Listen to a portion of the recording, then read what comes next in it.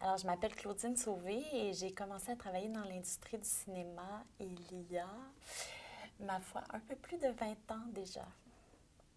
Mais je suis entrée à l'université, en fait, pour être journaliste à l'époque. Et donc, j'écrivais, j'étais très impliquée, j'étais dans le journal étudiant, tout ça. Puis, peu à peu, je me suis mis à faire de la vidéo, de la photo et à peut-être raconter davantage à travers mes images. En fait, j'aimais ça, cet autre langage-là que je découvrais peu à peu. Et j'ai bifurqué. Moi, à l'époque, à l'UQAM, c'était un bac en communication. Donc, on pouvait choisir après de se spécialiser soit en journalisme, soit maintenant, c'est tout des bacs, je crois, séparés. Mais on pouvait prendre 1 an et demi, 2 ans et demi pour décider dans quelle spécialisation on allait aller par la suite. Donc, j'ai fait tout ce que je pouvais. J'ai pris 2 ans et demi de toutes sortes de cours. Tout ça m'a nourri énormément, mais m'a peu à peu mené vers le cinéma. Et moi, je crois que je me rappelle pas que être entrée à l'université en sachant ce que c'était une directrice photo. Donc, je crois que j'ai découvert tout ça là-bas, puis c'était fantastique. Voilà. Donc, puis j'ai fait après beaucoup de documentaires, évidemment, donc le chemin du journalisme au documentaire, mais m'a menée à la fiction aussi parce que j'aimais beaucoup apprendre dans le documentaire, mais aller encore plus loin, des fois dans les émotions, à travers la fiction, ça aussi, ça m'intéressait beaucoup. J'ai voyagé, j'ai fait plein de trucs. J'ai voyagé et en documentaire et en fiction, donc j'ai décidé que le cinéma, c'était vraiment pour moi après ces débuts vraiment fantastiques et exploratoires là, à tous les niveaux. C'est dur de répondre à cette question-là. Quelle est ta contribution? Quelle est ta contribution à l'œuvre cinématographique québécoise, internationale? Je sais pas. Faudrait demander aux gens, faudrait demander, je sais pas, là, dans plusieurs années, là, peut-être, de dire quelle aura été ma contribution par rapport au cinéma québécois, canadien, et j'espère international peut-être un jour. Et à la télé aussi, parce que je travaille beaucoup en télévision aussi. Et à essayer de faire changer un peu la télévision québécoise et canadienne aussi. Et j'espère. Mon rôle, je dis souvent que en fait, c'est de traduire la vision, évidemment, d'un réalisateur. Donc, lui, ben, d'un auteur d'abord et d'un réalisateur ensuite, qui ont une vision du texte, du film ou de la série qu'ils ont écrite ou qu'ils sont sur le point de réaliser. On m'a déjà dit que je concrétisais les rêves. Donc, un réalisateur rêve à son film, puis après, nous, on le concrétise. Puis on espère toujours que ça va aller plus loin, que ça va être plus beau que dans ses rêves, qu'il va arriver toutes sortes d'accidents parfois, puis de choses inattendues, d'inspirations inattendues sur un plateau qui vont faire qu'on va aller plus loin ensemble, puis qu'on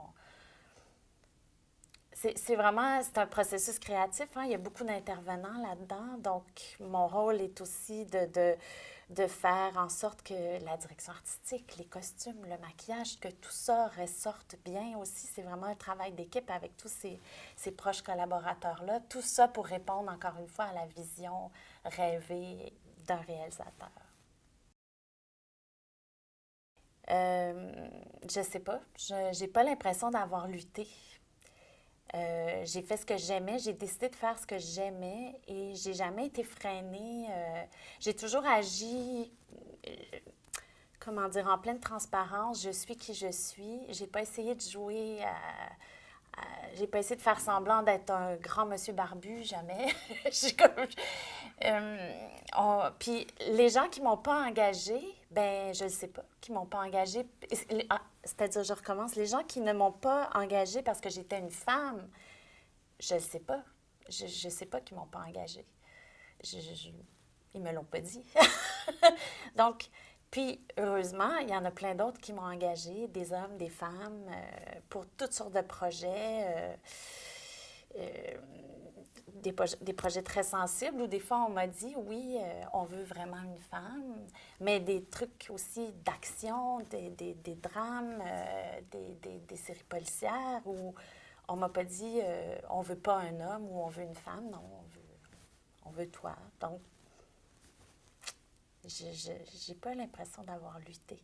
Mais je me suis rendu compte, à un moment donné, que j'étais pas mal tout seul de ma gang. C'est comme si t'es comme, mais sont où les autres? Il y en a d'autres que tu finis par rencontrer, puis justement, là, comme je dis, on se fait des soupers, on jase, c'est le fun, mais même chose avec les hommes aussi, là, il n'y a pas de... Mais c'est vrai que... Puis que, par exemple, quand l'année passée, Rachel Morrison a été nominée pour un Oscar pour sa direction photo, puis que là, tout le monde a dit, enfin, une femme directrice photo nominée aux Oscars, c'est la première fois. Moi, ma réaction a vraiment été pas, ah, je suis super contente. J'étais comme, quoi? C'est vraiment la première fois qu'une femme directrice photo est nommée aux Oscars. C'est assez incroyable, j'en reviens pas. Mais quand ça fait plus de 20 ans que tu fais ça, c'est comme surprenant de voir qu'encore aujourd'hui, on fait des premiers pas.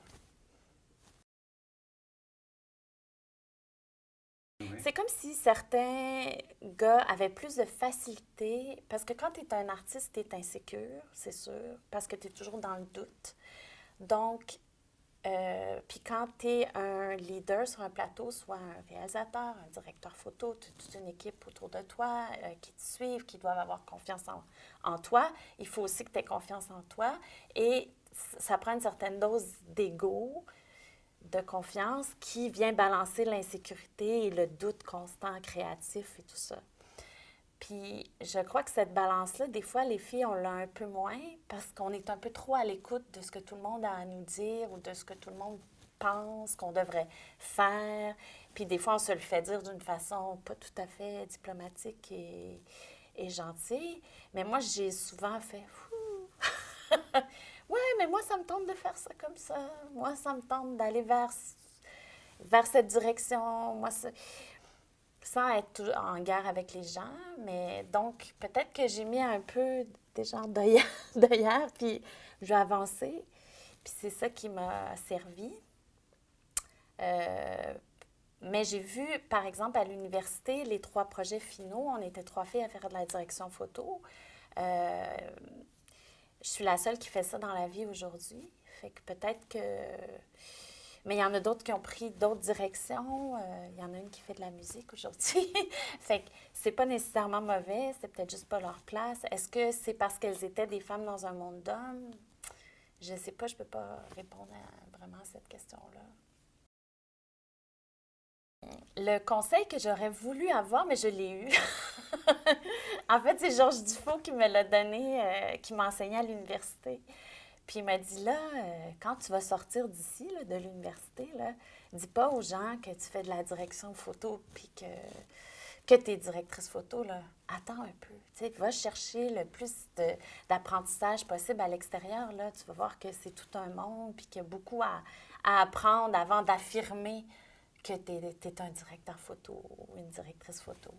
J'ai fait, ah, OK. Alors, je suis sortie en faisant plein de stages. J'ai fait tous les stages que je pouvais sur des productions américaines.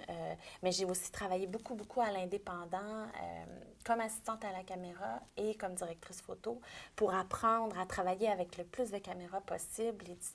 J'ai fait des documentaires en film. J'ai comme motiver les réalisateurs et réalisatrices à les tourner en 16 mm à l'époque parce que moi, je pouvais loader mes mags, je pouvais éclairer, je pouvais comme...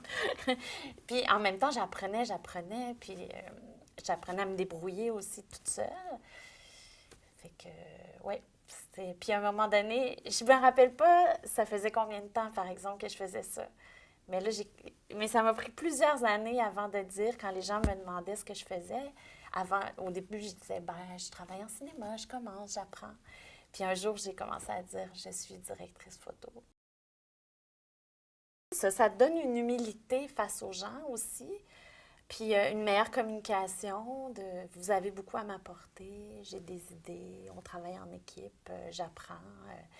Puis souvent, de toute façon, quand tu commences puis tu fais des courts-métrages, ben tu les fais avec tes amis d'université ou d'autres jeunes que tu rencontres petit à petit qui deviennent des proches collaborateurs avec qui, des fois, J'en ai, moi, comme Julie Yvon, là, avec qui, après, j'ai fait tous ces longs-métrages, etc. Là, puis c'est vraiment des superbes collaborations qui commencent très tôt quand on ne sait pas trop ce qu'on fait. Puis on travaille sur les films des autres aussi à différents postes. Puis tout d'un coup, on crée une équipe.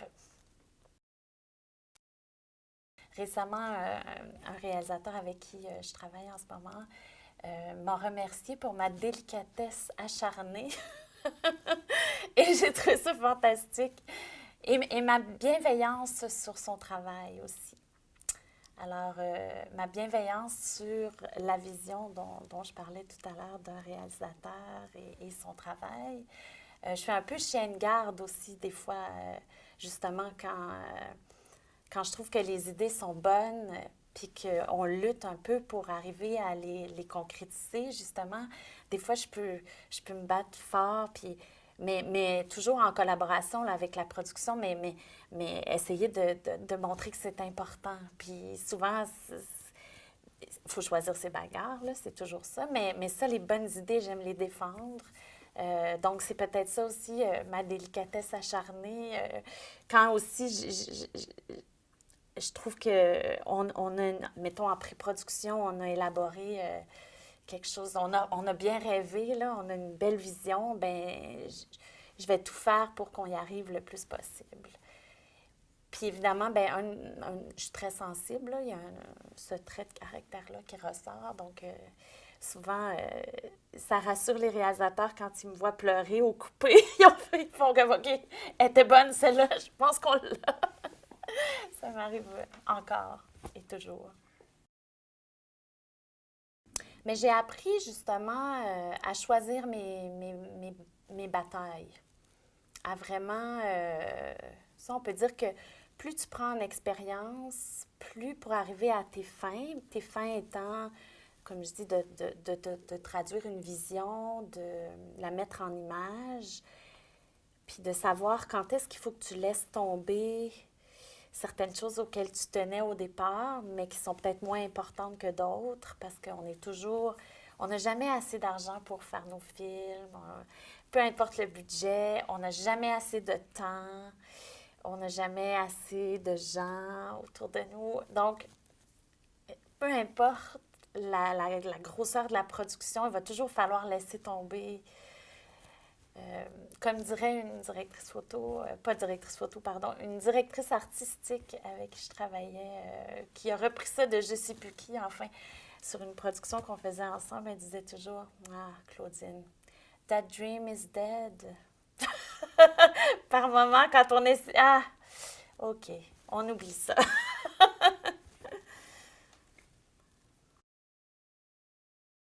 Ben, je pense que mon moment le plus.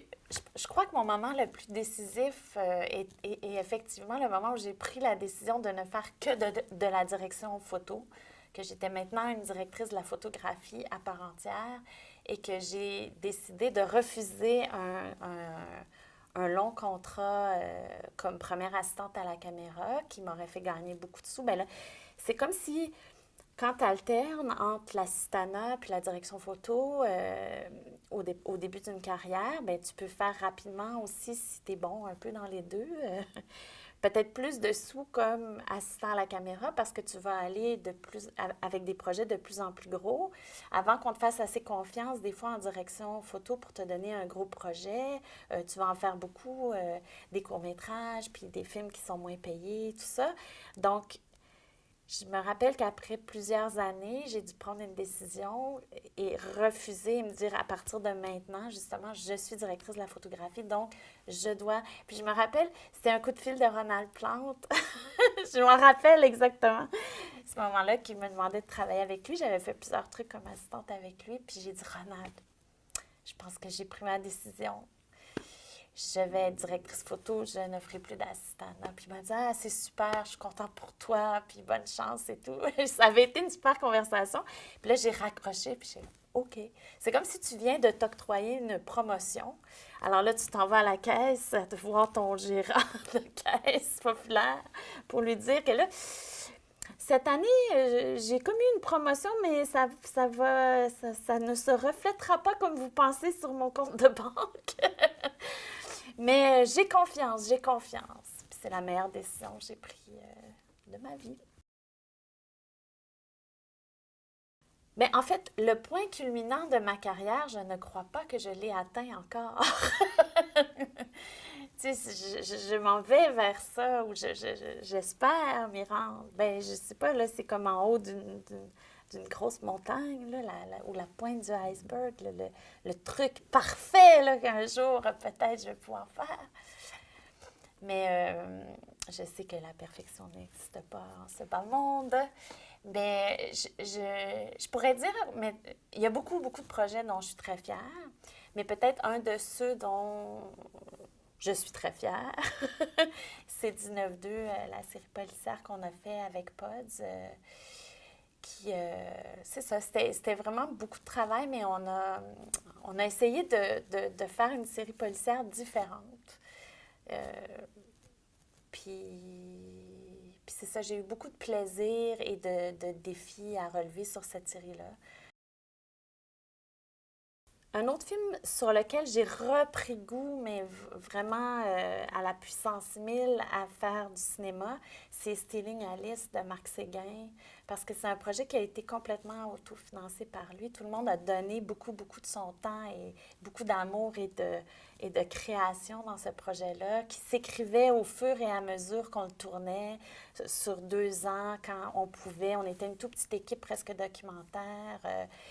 Et et cette espèce de laboratoire créatif-là qui a été créé autour de Marc, qui est un artiste peintre, qui n'avait jamais fait de cinéma, qui m'a fait grandement confiance, euh, ça m'a vraiment redonné envie de créer comme ça. Des fois, tu te perds un peu quand tu fais beaucoup de projets ou, comme je disais précédemment, tu manques de temps, tu manques d'argent. Là, tu te fais dire qu'il faut que tu rentres dans une boîte, puis que là, quand tu dépasses la boîte, on n'aime pas bien ça. C'est trop bizarre.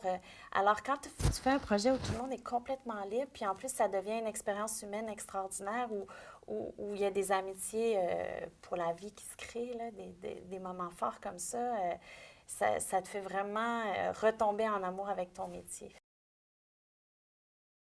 Parfois, j'ai l'impression que mon rôle change dans l'industrie selon comment l'industrie évolue, mais c'est en dents de scie, ça.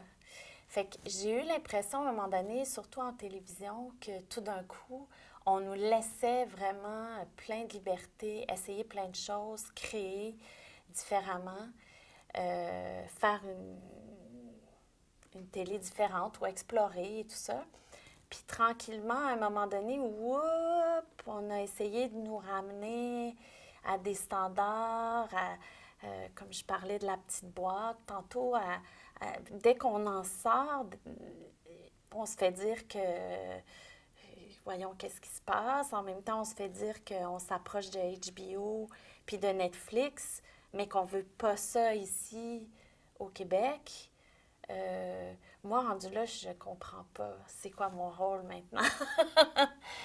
Mais je crois qu'il faut que je continue à avancer là-dedans comme j'ai toujours fait, en essayant d'avancer avec mon époque, en essayant de créer des images actuelles. Moi, je m'inspire beaucoup des arts visuels, d'Instagram, de ce que créent les gens de toutes les générations. Euh, donc, je veux continuer à me nourrir de tout ça, puis à apprendre, puis à évoluer, puis à changer mon image et celle peut-être de certains films et émissions de télé. Fait que mais je voudrais pas devenir non plus en faisant ça un mouton noir parce que c'est là que je comprends pas à quoi je sers. Il faut juste que je fasse du copier-coller avec ce qui est déjà existant. Donc, voilà. Un des changements que j'aimerais vraiment voir arriver dans l'industrie, c'est que le temps s'étire. Bon. J'aimerais qu'on ait toujours plus de temps. Pas nécessairement plus d'argent pour créer, mais plus de temps. C'est ça qui nous manque toujours, je trouve, pour réfléchir à ce qu'on fait aussi, pour aller plus loin, pour se dépasser, pour peut-être réessayer ou recommencer des choses qu'on ferait mieux si on avait juste un peu plus de temps. Mais bon, alors ça, c'est un souhait que je lance dans l'univers. Mais ce que je voudrais voir changer aussi, c'est ça. C'est peut-être que la création revienne la priorité. Parce qu'on fait quand même un métier d'image, de son, d'ambiance, d'émotion. Fait que on fait pas de la saucisse.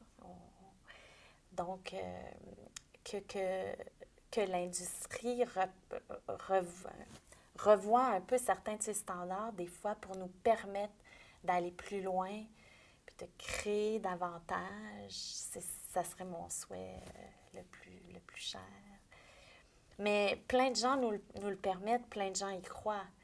Euh, je travaille avec des producteurs extraordinaires en ce moment. Donc, mais c'est au-delà des fois des producteurs. C'est une industrie qui, comme je disais, qui est parfois en dents de scie, parfois qui ondule. On aime, on n'aime pas. On veut être différent, on veut pas être différent. On veut avoir l'air plus artistique. On veut surtout pas avoir l'air artistique. c'est Puis des fois, c'est dur d'évoluer là-dedans, mais il faut garder un objectif clair pour soi-même. Puis un seuil de qualité, moi j'ai toujours dit ça, j'ai un seuil de qualité, je peux pas aller en bas. Il y a comme... Mais il module lui aussi selon les projets, là, parce que comme je disais, il faut choisir ses batailles. Puis il est pas, les critères de qualité ne sont pas toujours les mêmes, mais ça reste que... Il y a quand même un seuil que je me fixe au début de chaque projet.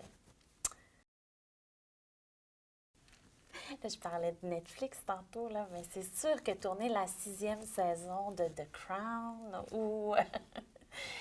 Moi, j'ai adoré la série Dark, la série allemande, que j'ai trouvée magnifique et brillamment écrite et réalisée et jouée et tournée.